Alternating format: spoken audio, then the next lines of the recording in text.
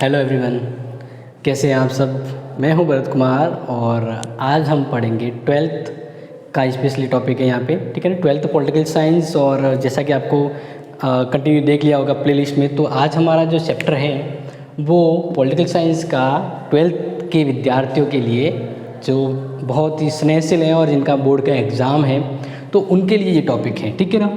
ध्यान रखिएगा, ये 6 टॉपिक है अपने राजनीति विज्ञान से, और इस टॉपिक का नाम है लोकतांत्रिक व्यवस्था का संकट। जैसा कि आपने कंटिन्यू पिछली जो वीडियो देखे होंगे, क्योंकि ये जो अपनी जो बुक है ना, मेरे विद्यार्थी हो आप सुने, ये जो अपनी जो बुक है पॉलिटिकल की, ठीक है ना, इसमें क्या है कि सीरियल से है। अगर आपने पहला लेसन अच्छे से समझा है तो दूसरा लेसन भी समझ में आएगा, तीसरा भी आएगा, चौथा भी आएगा, यानी ऐसे कनेक्टेड है। जैसे एक रेलगाड़ी के जो डिब्बे कैसे जुड़े होते हैं, वैसे ही एक सीरियल क्रम में तो ये का मतलब मान ले कि एक स्टोरी की तरह है। अगर आपने पहले से समझा है तो आगे वाला समझ में आएगा। तो अगर आपने नहीं समझा है तो बिल्कुल आप प्लेलिस्ट से जाके देख सकते हैं, और हम यहाँ पे फिर भी प्रयास करेंगे कि आपको एक रिवाइंड करवाए पीछे वाला और आज के टॉपिक से जुड़ते हुए आगे बढ़ें। तो ज़्यादा बड़ा वीडियो नहीं होगा, लेकिन अगर ज़्यादा बड़ा होता है तो हम इसको सेकंड पार्ट में कंप्लीट करेंगे। फिलहाल यहाँ पे देखते हैं। तो जैसा कि आपको पता होगा, भारत की राजनीति में एक दल का प्रधान था या एक दल की नीति ज़्यादा कारगर रही थी। जैसे हम शुरुआत में देखा था, भारत की राजनीति एक दल प्रधान की राजनीति, यानी एक दल ही ज़्यादा इंपॉर्टेंट था। जैसे कि आपको पता हो, पहला जो चुनाव हुआ था 1952 से लेकर 67 तक की अगर हम बात करें तो भारत की राजनीति में एक ही दल प्रधान यानी ध्रुवीकरण था, जो कहते हैं कांग्रेस। इसके बाद कांग्रेस का जो डाबाडोल होता गया, यानी कहीं न कहीं विपक्षी पार्टियां मजबूत होने लगी, और एक मौका ऐसा भी आया था जो हम बात करें 1977, जिसमें पहली बार जनता पार्टी की सरकार बनी थी। तो एक दल का जो दौर था वो 1952 से 67 था। उसके बाद भारत की राजनीति में विशेषकर कांग्रेस की उठापटक को काफ़ी ज़्यादा ध्यान दिया गया यहाँ पे। तो इन्हीं की और कुछ न कुछ भारत की ऐसी परिस्थितियाँ थी कि भारत में 1970 के आसपास, 70 से 75 का दौर देखें तो राजनीतिक संकट का एक दौर था, काफ़ी उठापटक हुई। ऐसा एक मोड़ आया जब भारत की राजनीति में लोकतंत्रीय संकट खड़ा हो गया।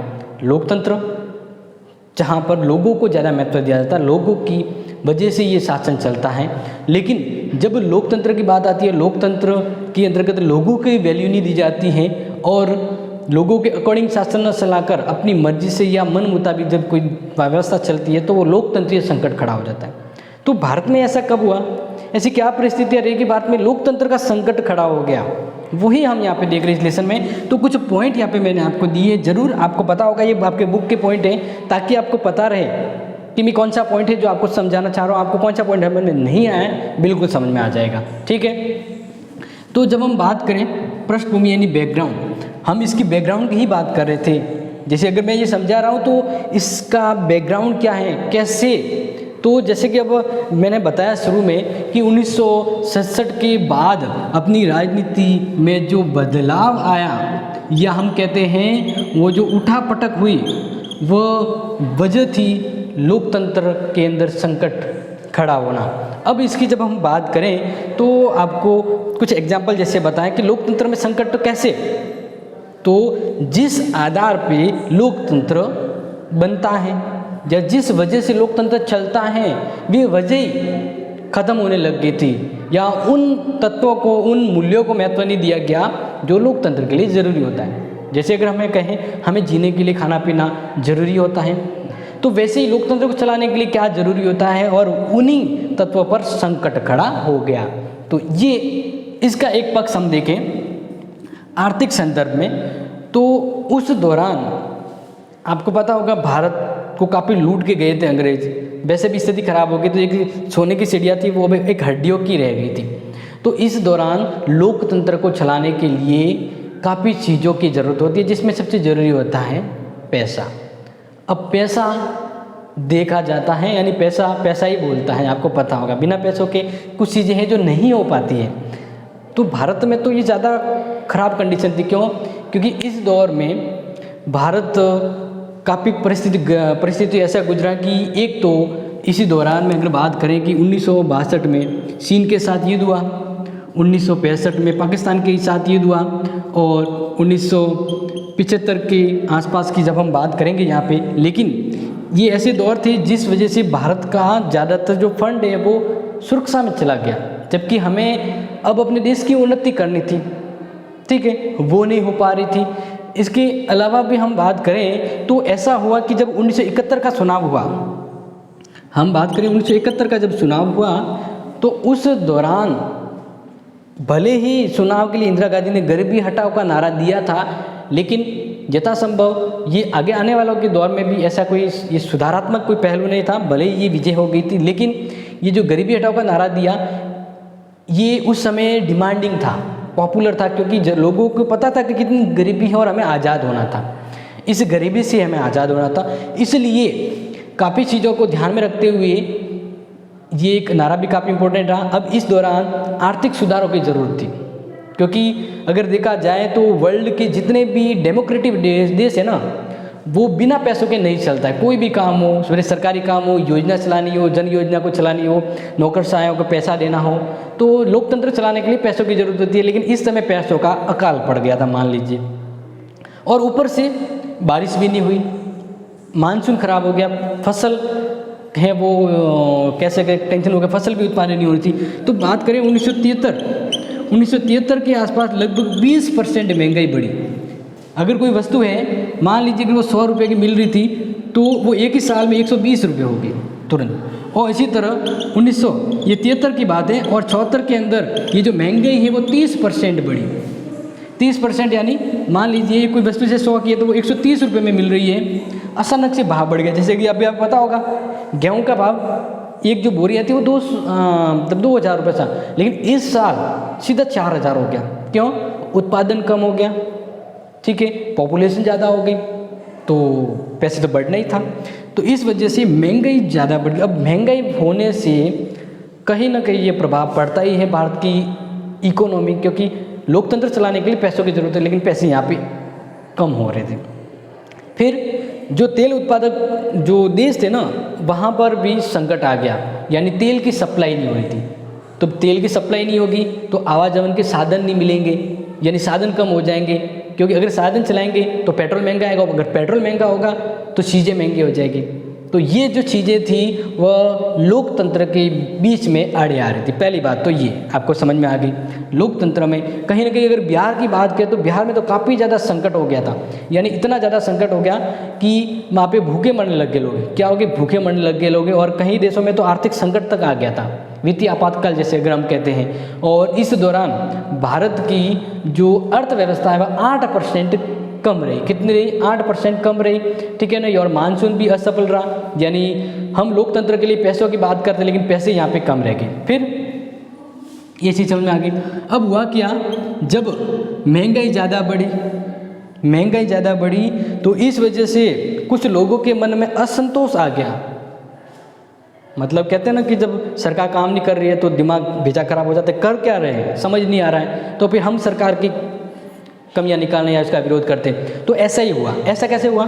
तो ध्यान रखिए, गुजरात और बिहार के अंतर्गत छात्रों ने आंदोलन कर दिया महंगाई को लेकर। वो ध्यान रखिए, यहाँ पर दोनों ही राज्यों में कांग्रेस की सरकार थी, लेकिन फिर भी वहाँ पर छात्राओं ने, जो छात्र थे, उन्होंने उस सरकार के खिलाफ विद्रोह कर दिया, और इस विद्रोह को सपोर्ट मिला उन विपक्षी पार्टियों के द्वारा जो कांग्रेस को सत्ता से बाहर करना चाहती थी।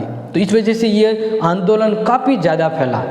ये आंदोलन क्यों फैला? क्योंकि महंगाई, आवश्यक सुख सुविधाओं की कमी और पर्याप्त साधन न मिलने की वजह से विद्रोह हुआ था। और इस विद्रोह को, यानी इस आग को ज़्यादा भड़काया विरोधी पार्टियों ने। तो इस वजह से सरकार है वो ज़्यादा परेशान हो गई, और जो काम जो थे वो नहीं हो पा रहे थे, और उल्टा सरकार तनाव में आकर गलत फैसले ले रही थी। तो ध्यान रखना, इस आंदोलन को समर्थन दिया JP नारायण ने। किसने दिया? जयप्रकाश नारायण। पूछा जा सकता है बिहार और विशेष गुजरात आंदोलन को सपोर्ट करने वाले या गुजरात आंदोलन को आगे ले जाने वाले, पहचान दिलाने वाले नेता थे जयप्रकाश नारायण, ठीक है ना। और ये आंदोलन 1971, ध्यान रखिएगा, 1971 के आसपास शुरू हुए थे, लेकिन ये आंदोलन ज़्यादा कब फैले? 1974 के आसपास, ये ध्यान रखना, ठीक है। अब आती है नेक्स्ट बात कि एक तो आर्थिक पैसों की कमी थी, लोकतंत्र में बिना पैसों के नहीं चलता है। दूसरा, लोग अब सरकार के विरोध होने जा रहे थे, लोकतंत्र यानी लोगों को विश्वास नहीं रह गया था। तीसरा, नक्सलवाद। नक्सलवाद से समझते हैं ना, हम बात करें वे कुछ क्षेत्र या वे कुछ इलाके जो सरकार की नीतियों से खफा थे, सरकार को सही नहीं मानते थे। उन्होंने कहा कि सरकार हमारे लिए कतई सही नहीं करती, वे सरकार के विरोध हो गए। क्या हो गए? सरकार के विरोध हो गए। अब जब कोई सरकार के विरोध होता है तो सरकार को वहाँ पर चलना मुश्किल हो जाता है, तो नक्सलवादी की जब बात करें तो एग्जाम में प्रश्न आएगा। पश्चिमी बंगाल के अंतर्गत जब हम बात करें तो पश्चिमी बंगाल के अंतर्गत ये एक विशेष तौर से हुआ, ठीक है ना। पश्चिमी बंगाल जब हम बात करें तो पश्चिमी बंगाल के अंदर एक गांव है जी, ध्यान रखिएगा क्योंकि ये प्रश्न काफ़ी बार एग्जाम में आ गया। दार्जिलिंग। कौन सा है? दार्जिलिंग। पश्चिमी बंगाल में एक दार्जिलिंग जो इलाका है, ठीक है ना, वहाँ के जो आदिवासी जो इलाके हैं वे सरकार की नीतियों को बिल्कुल भी सही नहीं मानते। तो सरकार के जितनी भी नीतियाँ थी वो ये सोचते कि सरकार की जो योजना है कहीं ना कहीं हमारी जो भूमि को हड़प रही है या हमारे क्षेत्रों को ले जा रही है, और इस तरह से वे एक दृष्टिकोण अपनाए कि सरकार है वह हमारे लिए नुकसान करती है। तो इस तरह की सोच रखने वाले और इस तरह की विचारधाराओं वाले जो वहाँ के लोग थे, विशेषकर आदिवासी और किसान कैटेगरी के लोग, इन्होंने 1967 के आसपास ही सरकार का विरोध करना शुरू कर दिया। और ये जो नक्सलवादी आंदोलन धीरे बंगाल, पश्चिमी बंगाल से असम, मणिपुर, नागालैंड, छत्तीसगढ़, मिजोरम, इस इलाकों के आसपास फैल गया। और आज भी भारत की जो आर्थिक विकास की जो नाव है ना, उसको आगे बढ़ने नहीं देती। ये गोरिल्ला युद्ध के द्वारा सरकार की वहाँ पे जो नए प्रोग्राम योजनाएं चलती हैं या सरकार वहाँ पे पहुँचती है तो उनको वहाँ से भगा देती है। तो इस तरह से सरकार की जितनी भी योजनाएं वो असफल हो रही थी, क्योंकि ये सरकार के विरोध हो गए थे, सरकार को गलत ठहरा रहे थे।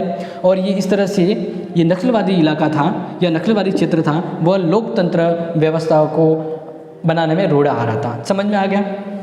फिर आती है न्यायपालिका संघर्ष। ये इम्पोर्टेंट जान लीजिए, क्योंकि लोकतंत्र और संविधान की रक्षा का काम किसको दिया है? संविधान को दिया है। अगर संविधान की रक्षा का काम, ठीक है, या लोकतंत्र की रक्षा का काम है वो संविधान के अंतर्गत न्यायपालिका को किया दिया है। यानी भारत की जो न्यायपालिका है वो संविधान और लोकतंत्र की रक्षा करती है, ठीक है। लेकिन अगर न्यायपालिका पर ही हमला हो जाए या न्यायपालिका को ही कब्जे में कर लिया जाए तो क्या होगा? क्योंकि जैसे पता होगा, जब लोकतंत्र होता है ना, तो लोकतंत्र तब से ही चल सकता है जब कार्यपालिका और न्यायपालिका दोनों अलग अलग काम करें। क्योंकि अगर मैं ही न्याय करूं, मैं ही कानून बना रहा हूं और मैं ही न्याय करूँ तो क्या काय का न्याय होगा? यानी एक घोड़े को रखवाली करने का काम दिया जाए तो वो तो खाएगा, रखवाली थोड़ी करेगा। तो इस तरह से सरकार यानी कानून बनाने वाली पावर है वो सरकार, संसद होती है। लेकिन संसद ज़्यादा पावरफुल होगी और वो न्यायालय के अधिकारों पे भी हनन करने लगी। वो न्यायालय के विवादों या न्यायालय के ऊपर जाके अपने काम करने लगी।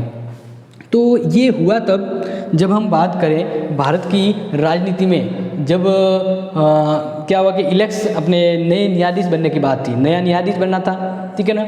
लेकिन इस न्यायाधीश को बनाने के तौर पे अगर हम बात करें तो मतभेद हो गया। किस में मतभेद हो गया? इस चीज़ की बात करेंगे, यहाँ पे नहीं, इसकी। तो एक तो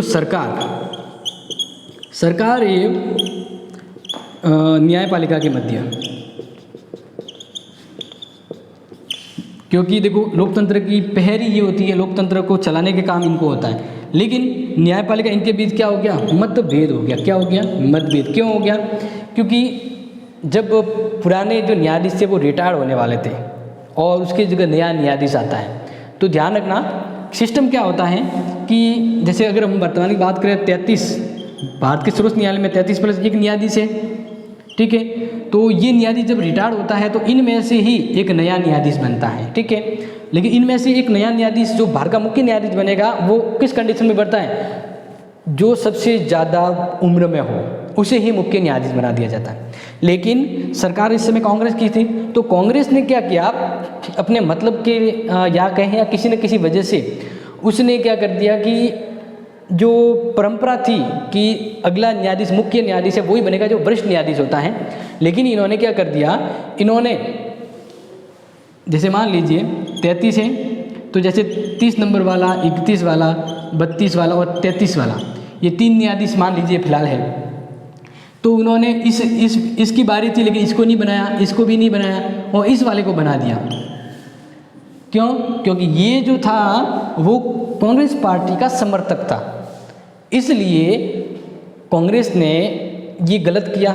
इस तरह से एक तो विवाद भी हो गया, क्योंकि यहाँ पे वरिष्ठता का उल्लंघन हुआ। जो वरिष्ठ वाला है वो ही बनाया जाएगा।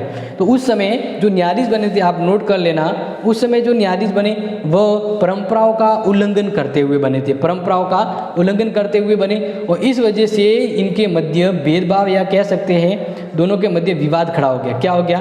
विवाद खड़ा हो गया। अब पूछा जाए कि इस समय कौन न्यायाधीश बना, तो ध्यान रखना A.N.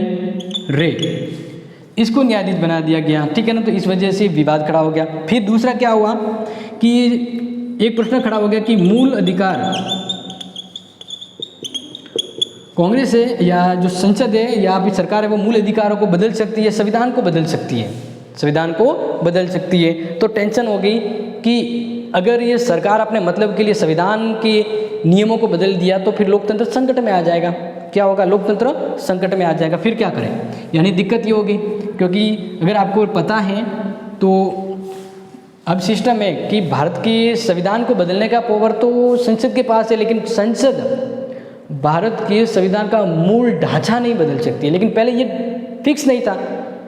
तो उस समय अगर आपको पता हो 1976 में जो 42वां संशोधन हुआ था संविधान में, ठीक है ना, वो इतने बड़े लेवल पर संशोधन हुआ कि उसको आज लघु संविधान भी कहते हैं। यानी उस समय सरकार ने जो बातें बीच में आ रही थी उनके शासन में, वो सब बातें संविधान में बदल दी। तो इस तरह से अगर देश कुछ दृढ़ और व्यवस्थित दिशा देने वाला संविधान होता, लेकिन संविधान में वो चीज़ें खत्म कर दी जाए तो संविधान और देश खत्म हो जाएगा। इस तरह से ये 42वां संशोधन हुआ था, जिसमें क्या कर दिया कि जो कार्यपालिका होती है, ठीक है, या हम जिसको कहें लोकसभा, तो क्या कर दिया, लोकसभा का कार्यकाल 5 से बढ़ाकर 6 कर दिया। 5 से बढ़ाकर ऐसे काफ़ी चीज़ें की थी, जिस तरह से ये एक संविधान संशोधन विवादास्पद रहा। और इस तरह से घटना ये भी जो जैसे न्यायपालिका वाली घट गई, ये अपने मन मुताबिक सरकार ने नियंत्रण रख दिया। तो प्रश्न खड़ा हो गया कि क्या संसद पूरे संविधान को बदल सकती है? तो उस दौरान एक फैसला आया था, एक केस हुआ था 1973 में। उस केस का नाम है केशवानंद बनाम केरल राज्य।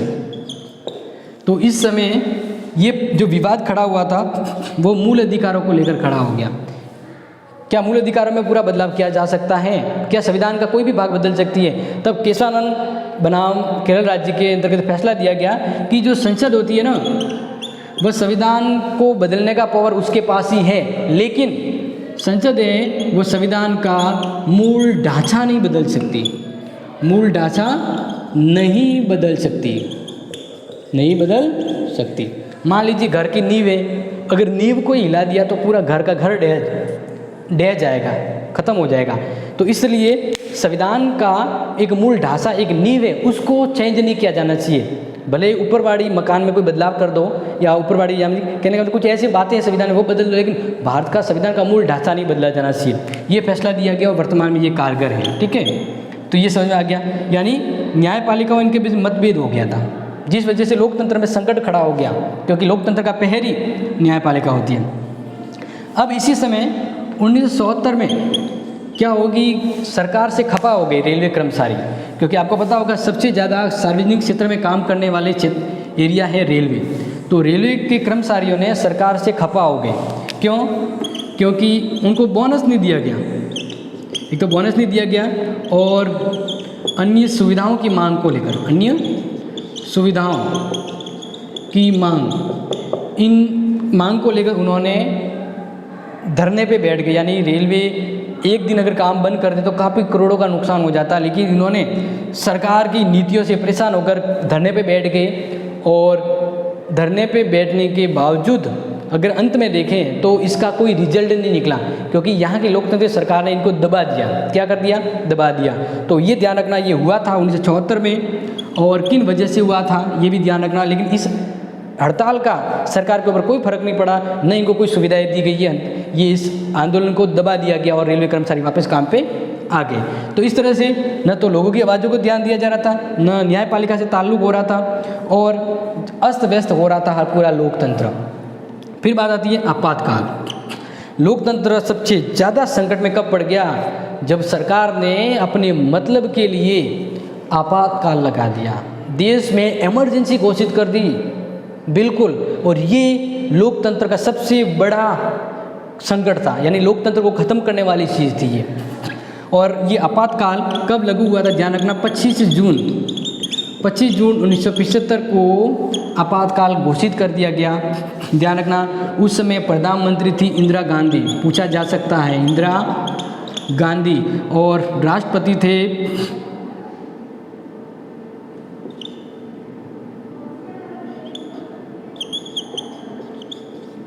अली अहमद। पूरा नाम भी बता देंगे, फिलहाल आप ध्यान रखिए, ठीक है ना? फखरुद्दीन, हाँ याद आ गया है, फखरुद्दीन अली अहमद। तो इन्होंने 25 जून 1975 को आपातकाल घोषणा कर दी, क्योंकि इनके हाथ में कुछ नहीं होता, ये सब केंद्र सरकार का होता है, उनके द्वारा ही लागू होता है। तो ध्यान रखें, ये राष्ट्रीय आपातकाल घोषित किया गया, तो ये कौन से धारा के तहत? अनुच्छेद 352 के तहत राष्ट्रीय आपातकाल घोषित कर दिया। इस तरह से देश में इमरजेंसी लग गई, और जो सरकार के विरोधी थे उन सबको जेल में डाल दिया गया। ये तो गलत हुआ, क्योंकि लोकतंत्र में हर किसी को बोलने की आज़ादी होती है, लेकिन जब आपातकाल लगाया जाता है उसका कोई बेसिक आधार होता है, किस आधार पर लोकतंत्र लगा रहे हैं? क्योंकि आपातकाल लगाने से होता क्या है कि लोगों के अधिकार, आज़ादी, स्वतंत्रता सब छीन ली जाती है, और पूरा कंट्रोल केंद्र के हाथ में आता है। इस तरह से काफ़ी राज्यों की सरकारें हैं वो कांग्रेस के कंट्रोल में आ गई, और कांग्रेस एकाधिकार करने लग गए। तो ये जो आपातकाल था, इस समय सबसे ज़्यादा संकट खड़ा हो गया। क्यों? क्योंकि आपातकाल के दौरान ध्यान रखना, एक तो प्रेस पर पाबंदी लगा दी, प्रेस पर पाबंदी, ठीक है ना? पाबंदी यानी क्या है कि रोक लगा दी, न्यूज़पेपर नहीं प्रिंट होंगे, ठीक है। अधिकारों का हनन हो गया, या अधिकारों की समाप्ति, अधिकारों की समाप्ति होगी, अधिकारों पर रोक लगा दी गई, ठीक है।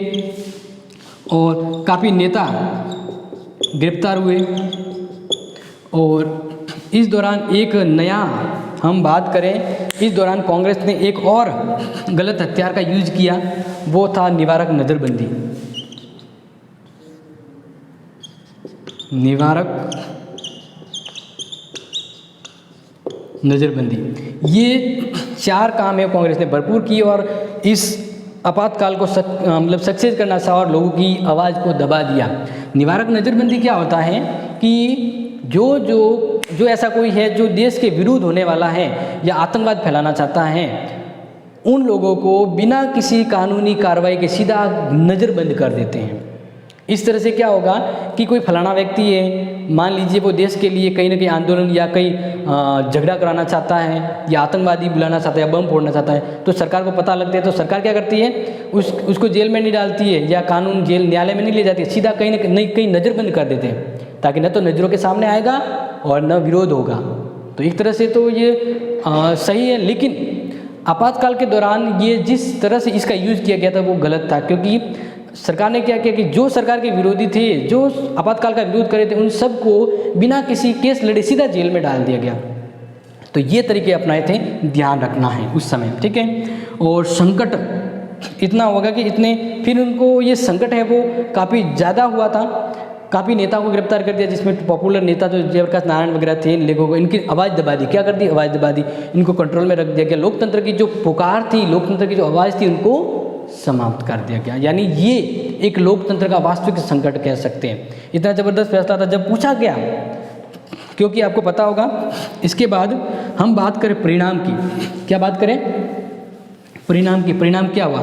तो परिणाम तो यही, जैसे मैंने आपको बताया परिणाम में, कि ये गतिविधि होगी और कांग्रेस ने जो चाहा वो कर दिया।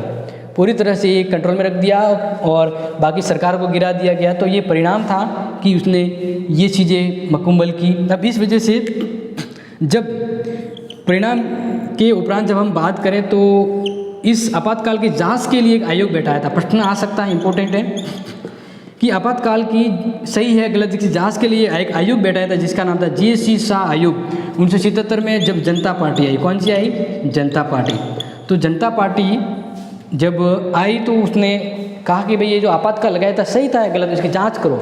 तो जांच करने के बाद इस आंदोलन ने पाया कि ये सरकार ने बहुत ही गलत तरीके से लोगों के आवाज़ को दबाया और ये आपातकाल लगाया था। तो पूछा गया इंदिरा गांधी से, तो उन्होंने कहा कि हम जब सरकार के लिए काम कर रहे थे, लोग बार बार आंदोलन हड़ताल कर रहे थे, धरने दे रहे थे, हम काम नहीं कर पा रहे थे। और कुछ ऐसी विरोधी पार्टियां थी जो सरकार को दबा रही थी, सरकार की योजना को सफल नहीं होने दे पा रही थी, इसलिए सरकार ने मजबूरन आपातकाल लगा दिया। तो इसको इसने ज़रूर गलत ठहराया था। अब नेक्स्ट जो क्लास है वो कंटिन्यू होगी नेक्स्ट वाले लेसन में, यानी अपना इस लेसन का सेकंड पार्ट आएगा जिसमें हम आपको और अच्छे से बताएंगे इसके आगे वाला। तब तक के लिए अगर कोई कन्फ्यूजन है तो ज़रूर आप कमेंट बॉक्स में मेंशन कीजिए और आपको कोई ऐसा वीडियो चाहिए तो जिसके लिए भी आप कमेंट कर सकते हैं। Thank you.